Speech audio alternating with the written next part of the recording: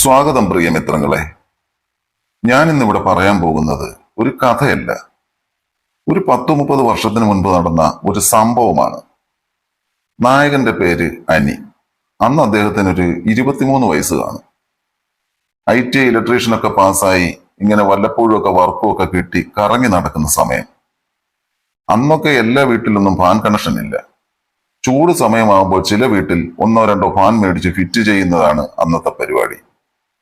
അങ്ങനെ fan fit ചെയ്യാൻ വേണ്ടി നമ്മുടെ ഇലക്ട്രീഷ്യനായ നായകനെ വന്ന് വിളിക്കും. അദ്ദേഹം പോയി ഫാൻ ഫിറ്റ് ചെയ്ത് കൊടുക്കും. 20 രൂപയാണ് അന്നൊരു ഫാൻ ഫിറ്റ് ചെയ്യുന്നതിന് കിട്ടുക. അന്നൊക്കെ 20 രൂപയ്ക്ക് വിലയുണ്ടായിരുന്ന ഒരു കാലമാണെന്ന് കൂടി ഓർക്കണം. അങ്ങനെ ഇരിക്കുമ്പോഴാണ് ഒരു വീട്ടിൽ നിന്ന് ഫാൻ ഫിറ്റ് ചെയ്യാൻ വേണ്ടി അദ്ദേഹത്തിനെ അന്വേഷിച്ച് ആ വീട്ടുകാരൻ ജംഗ്ഷനിൽ വന്ന് ചോദിച്ചത്. അത് ചോദിച്ചതോ അദ്ദേഹത്തിന്റെ സുഹൃത്ത് സജീവ് എന്ന് പറയുന്ന ഒരു വ്യക്തിയുടെ അടുത്താണ്. സജീവിന് പെയിന്ററാണ്. ഇലക്ട്രിക് വർക്കിന്റെ ABCD അദ്ദേഹത്തിന് അറിയത്തുമില്ല. അനി അവിടെ ഇല്ലാത്തത് കൊണ്ട് സജീവ് വരാമെന്നങ്ങ് ഏറ്റു. 20 രൂപ കിട്ടുമല്ലോ. അങ്ങനെ സജീവ് പോയി ഫാൻ ഫിറ്റ് ചെയ്തു. കണക്ഷൻ കൊടുത്തത് തിരിഞ്ഞു പോയെന്ന് പറയാമല്ലോ. ഫാനിന്റെ റെഗുലേറ്റർ ലൈറ്റിനും ലൈറ്റിന്റെ സ്വിച്ച് ഫാനിനും കൊടുത്തു. സജീവോ ആകെ പേടിച്ചുപോയി. അവസാനം എന്ത് ചെയ്യാനാ, ഗത്യന്തരമില്ലാതെ വന്ന് അനിയോട് കാര്യങ്ങളെല്ലാം പറഞ്ഞു. സുഹൃത്തല്ലിയെന്ന് കരുതി അനി പോയി ഫാൻ ശരിയാക്കി കണക്ഷൻ കൊടുത്തു. അത്ഭുതമെന്ന് പറയട്ടെ, ഇപ്പോൾ ആ സജീവ് ഇലക്ട്രിസിറ്റി ബോർഡിലെ ഓവർസിയറും ഫാൻ ശരിയായി കണക്ഷൻ കൊടുത്ത അനി ഒരു മുറുക്കാൻ കടയും ഇട്ടിരിക്കുന്നു. തലയിലെഴുത്ത് എന്ന് തന്നെ പറയാം. ഇനി ഞാൻ അനിയായിട്ട് സംസാരിക്കാം. ഒരു ദിവസം രാവിലെ പുറത്തൊരു സ്ത്രീയുടെ സംസാരം കേട്ടാണ് ഞാൻ ഉണർന്നത്. വർക്കില്ലാത്ത ദിവസം ഒരു 9 മണിയൊക്കെ ആകും എഴുന്നേൽക്കാൻ. അമ്മയും ആ സ്ത്രീയും തമ്മിൽ എന്തൊക്കെയോ സംസാരിക്കുന്നു. അതിനിടയിൽ അമ്മ പറയുന്നു, അവൻ എഴുന്നേറ്റിട്ടില്ല, എഴുന്നേൽക്കുമ്പോൾ ഞാൻ അവനോട് പറയാം. സംസാരം കേട്ടിട്ട് 3-4 വീടിനപ്പുറത്തുള്ള ഗീത ചേച്ചിയാണെന്ന് തോന്നുന്നു. ഞാൻ എഴുന്നേറ്റ് ജനലിന്റെ വെന്റിലേഷനിൽ കൂടി നോക്കി. ആ, ഞാൻ ഉദ്ദേശിച്ച ആള് തന്നെ. ഗീത ചേച്ചിയെ കുറിച്ച് പറയാനാണെങ്കിൽ കണ്ടു കഴിഞ്ഞാൽ ആരായാലും ഒന്ന് നോക്കി നിന്നു പോകും. കാരണം അത്രയ്ക്കൊരു അടിപൊളി പീസ് തന്നെയാണ്. ഭർത്താവാണെങ്കിൽ ബാംഗ്ലൂരിൽ ഒരു കമ്പനിയിലാണ്. 3-4 മാസം കൂടി ഇരുന്ന് വീട്ടിൽ വരും. 2 ചെറിയ കുട്ടികളും ഉണ്ട്. സാരിയാണ് എപ്പോഴും വേഷം. സാരിയിൽ നിൽക്കുന്ന ഗീത ചേച്ചിയെ ഒന്ന് കാണേണ്ടത് തന്നെയാണ്. ആ വൈശാലിയും ആ വൈശാലിക്ക് ചുറ്റുമുള്ള ആ രോമരാജികളും ഒരു പ്രത്യേകത തന്നെയാണ് കാണാൻ. വൈശാലിക്ക് താഴെ വെച്ചാണ് ചേച്ചി സാരി ഉടുക്കുന്നത്. ഞാൻ കതക് തുറന്ന് പുറത്തേക്ക് ചെന്നു. ആ, രാജകുമാരൻ ഇന്ന് നേരത്തെ എഴുന്നേറ്റല്ലോ. അമ്മ എന്നെ കളിയാക്കി പറഞ്ഞു. ഡാ, ഗീത നിന്നെ കാണാൻ വന്നതാ. എന്താ ചേച്ചി? ഞാൻ ചോദിച്ചു. ഡാ മോനെ, വീട്ടിൽ വരെ ഒന്ന് വരണം. ബെഡ്റൂമിലെ ആണെന്നുണ്ടെങ്കിൽ ഫാൻ കറങ്ങുന്നില്ല. ഇന്നലെ കൊതുകിന്റെ ശല്യം കൊണ്ട് ഉറങ്ങിയത് പോലുമില്ല, ഗീത ചേച്ചി പറഞ്ഞു. ചേച്ചി വയ്ക്കൂ, ഞാൻ കുറച്ച് കഴിഞ്ഞങ്ങ് വരാം, ഞാൻ പറഞ്ഞു. എന്നിട്ട് ചേച്ചിയെ ഞാനൊന്ന് നോക്കി. ചേച്ചി എല്ലാം മറച്ചാണ് നിൽക്കുന്നത്.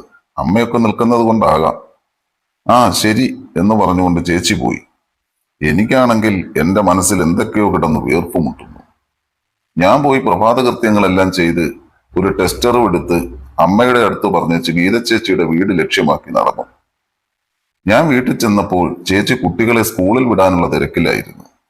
ആ, നീ വന്നോ? ദാണ്ടേ ആ മുറിയിലാ ഫാൻ. അതിനകത്താണ് ഫാൻ കിടക്കുന്നത്. അത് കറങ്ങുന്നില്ല, നീ ഒന്ന് നോക്കിയേ. ചേച്ചി കൈ ചൂണ്ടി കാണിച്ചു. ഞാൻ പിള്ളാരെ ഒന്ന് ഒരുക്കട്ടെ, സ്കൂൾ ബസ് ഇപ്പോൾ വരും, ചേച്ചി പറഞ്ഞു. ആ ചേച്ചി, ഞാൻ നോക്കാം എന്ന് പറഞ്ഞ് ആ റൂമിലേക്ക് കയറി. റൂമിൽ ചെന്ന് ഫാനിന്റെ സ്വിച്ച് ഇട്ട് നോക്കി. ഒരു രക്ഷയില്ല, അത് ചലിക്കുന്നത് പോലുമില്ല. ഞാൻ പതുക്കെ സ്വിച്ച് ബോർഡ് ഒന്ന് അഴിച്ചു. അപ്പോഴാണ് കണ്ടത് അതിൽ നിന്ന് ഒരു വയർ വിട്ടിരിക്കുകയാണ്.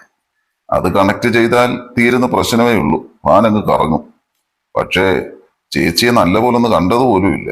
ഞാൻ ചിന്തിച്ചു, എന്തെങ്കിലും നമ്പർ ഇറക്കണം, എന്നിട്ട് കുറച്ചു സമയം കഴിഞ്ഞു വരാം, പിള്ളേർ സ്കൂളിൽ പോട്ടെ, ഞാൻ ആലോചിച്ചു. കുട്ടികൾ സ്കൂളിൽ പോയാൽ ചേച്ചി പിന്നെ ഒറ്റയ്ക്കാണ് അവിടെ. എന്ത് ചെയ്യും, ഞാൻ ആലോചിച്ചു. പെട്ടെന്നാണ് എനിക്കൊരു ബുദ്ധി തോന്നിയത്. ഞാൻ പുറത്ത് ചെന്ന് ചേച്ചിയോട് പറഞ്ഞു, ചേച്ചി, ആ ഫാൻ അഴിച്ചിറക്കേണ്ടി വരും, ഞാൻ പോയി സ്പാനർ എടുത്തുകൊണ്ട് വരാം. എളുപ്പം വരണേ നീ, മുങ്ങല്ലേ. ഇല്ല ചേച്ചി, ഞാൻ ഉടനെ വരാം, ചിരിച്ചുകൊണ്ട് പറഞ്ഞു. അങ്ങനെ ഞാൻ തിരിച്ചു വീട്ടിൽ ചെന്നപ്പോൾ അമ്മ ചോദിച്ചു, പാൻ ശരിയാക്കിയോടാ? ഇല്ല, ഞാൻ പറഞ്ഞു. ഇച്ചിരി പണിയാണമ്മേ. അതിന് സ്പാനർ എടുക്കാൻ വന്നതാ, അതും പറഞ്ഞ് ഞാൻ അകത്തേക്ക് പോയി. കാപ്പി എടുത്ത് വെച്ചേക്കുന്ന്, കുടിച്ചിട്ട് പോ, അമ്മ അകത്തു നിന്ന് വിളിച്ചു പറഞ്ഞു. ഞാൻ പോയിരുന്ന് കാപ്പിയൊക്കെ കുടിച്ച് സ്പാനർ എടുത്ത് അവിടേക്ക് നിന്നൊന്ന് കറങ്ങി. സമയം പോണമല്ലോ, പിള്ളേർ സ്കൂളിൽ പോകണ്ടായോ. അങ്ങനെ സ്പാനറും ഒക്കെ എടുത്ത് അമ്മയോട് പറഞ്ഞിട്ട് ഞാൻ ഗീതച്ചേച്ചിയുടെ വീട്ടിലേക്ക് നടന്നു. പിള്ളേർ പോകട്ടെ, പതുക്കെ ചെന്നാൽ മതി, എന്റെ മനസ്സ് മന്ത്രിച്ചു. അങ്ങനെ പതുക്കെ ഞാൻ അവിടെ ചെന്നു. ഞാൻ അവിടെ ചെല്ലുമ്പോൾ ചേച്ചി ഇരുന്ന് കാപ്പി കുടിക്കുകയാണ്. ബാടാ, കാപ്പി കുടിക്കാം. ഓ വേണ്ട ചേച്ചി, ഞാൻ കാപ്പി കുടിച്ചു. കുട്ടികൾ പോയോ? ഞാൻ ചോദിച്ചു. ആ പോയടാ, ചേച്ചി പറഞ്ഞു. അപ്പോഴും ഇരുന്ന് കാപ്പി കുടിക്കുന്ന ചേച്ചിയുടെ ആ ഇരുത്ത കണ്ട് ഞാൻ അങ്ങോട്ട് തന്നെ നോക്കി നിന്നുപോയി. ഇതൊന്നും അറിയാതെ ഇരുന്ന് ചേച്ചി കാപ്പി കുടിക്കുകയാണ്. എങ്ങനാ ചേച്ചി പാൻ അഴിച്ചിറക്കുന്നത്? പൊക്കം വല്ലതും ഉണ്ടോ? ഞാൻ ചോദിച്ചു. ഞാൻ കാപ്പി കുടിച്ചേച്ചു വറ്റടാ, എന്തെങ്കിലും പൊക്കം എടുക്കാം നമുക്ക്. ഞാൻ പാൻ കിടക്കുന്ന മുറിയിലേക്ക് പോയി. കുറച്ച് കഴിഞ്ഞ് കാണും ചേച്ചി ആ മുറിയിലേക്ക് കയറി വന്നു. ചേച്ചി പാനിലേക്ക് നോക്കിയിട്ട് പറഞ്ഞു, അയ്യോ പൊക്കമാണല്ലോടാ, എങ്ങനെയാവുന്ന അഴിച്ചിറക്കുന്നത്? ഒരു കാര്യം ചെയ്താലോ, ആ കട്ടിലിന്റെ മുകളിൽ നമുക്ക് മേശ പിടിച്ചിടാം, എന്നിട്ട് അതിന്റെ മുകളിൽ ഒരു സ്റ്റൂൾ ഇടാം, അപ്പോഴെത്തുമല്ലോ, ചേച്ചി ചോദിച്ചു. ആ അങ്ങനെയാണെങ്കിൽ എത്തും, ഞാൻ പറഞ്ഞു. എന്നാൽ നീ ബാ, നമുക്ക് ആ മേശ പിടിക്കാം. ഞാനും ചേച്ചിയും കൂടി മേശ പിടിച്ചു കൊണ്ടുവന്നു, കട്ടിലിന്റെ മുകളിൽ ഇട്ടു. അപ്പോഴും എന്റെ കണ്ണ് ഇടയ്ക്കിടെ ചേച്ചിയുടെ ശരീരത്തിൽ ഉഴിഞ്ഞുകൊണ്ടിരുന്നു. അതിനുശേഷം ചേച്ചി പോയി ഒരു സ്റ്റൂൾ എടുത്തു കൊണ്ടുവന്നു. ഞാൻ അത് മേടിച്ച് മേശയുടെ മുകളിലിട്ടു. ചേച്ചി സ്റ്റൂളിൽ പിടിച്ചോണേ, ഞാൻ പറഞ്ഞു. മറിഞ്ഞു വീണാൽ കാലോ കയ്യോ ഒക്കെ ഒടിയുവേ. നീ ധൈര്യമായിട്ട് കയറിക്കോടാ, ഞാനല്ലേ താഴെ നിൽക്കുന്നത്, ഞാൻ പിടിച്ചോളാം, ചേച്ചി പറഞ്ഞു. ഞാൻ സ്പാനർ എടുത്ത് പോക്കറ്റിലിട്ട് പതുക്കെ മേശയുടെ മുകളിലേക്ക് കയറി.